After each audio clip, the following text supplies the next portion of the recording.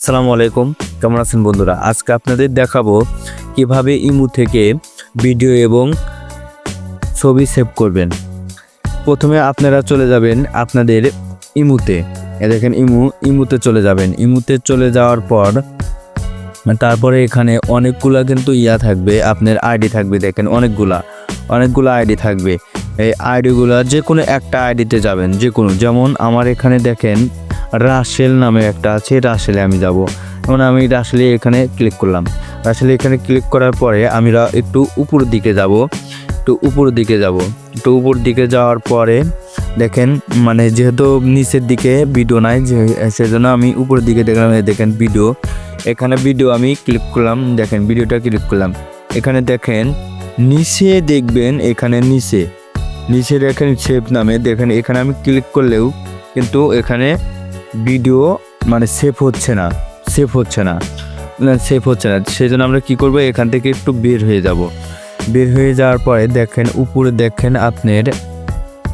দেখেন থ্রি নামে একটা অপশন আছে। উপরে থ্রি নাম্বার অপশন, এই থ্রি নাম্বার অপশনে ওখানে ক্লিক করবেন। ওখানে ক্লিক করার পরে দেখেন এখানে নিচে দেখেন আপনার এই প্রাইভেট ক্রিয়েটে এখানে আপনি এখানে ক্লিক করবেন। এখানে ক্লিক করার পর আপনি চলে যাবেন যে এই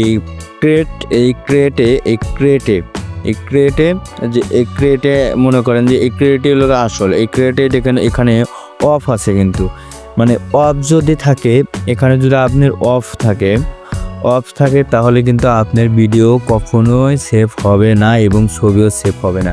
সেজন্য আপনি কি করবেন, এটাকে চালু করে দিবেন। বুঝছেন? এটাকে চালু করে দিবেন। এটাকে চালু করে দিবেন। সেই জন্য আপনারা এখানে ক্লিক করবেন। ক্লিক করে চালু করে দিবেন। চালু করে দেওয়ার পরে এখান থেকে বের হয়ে যাবেন। বের হয়ে গেলাম। বের হয়ে যাওয়ার পরে আপনার একটা ভিডিও দেখবো, যে ওই ভিডিওটা আমরা সেভ করে দেখাবো।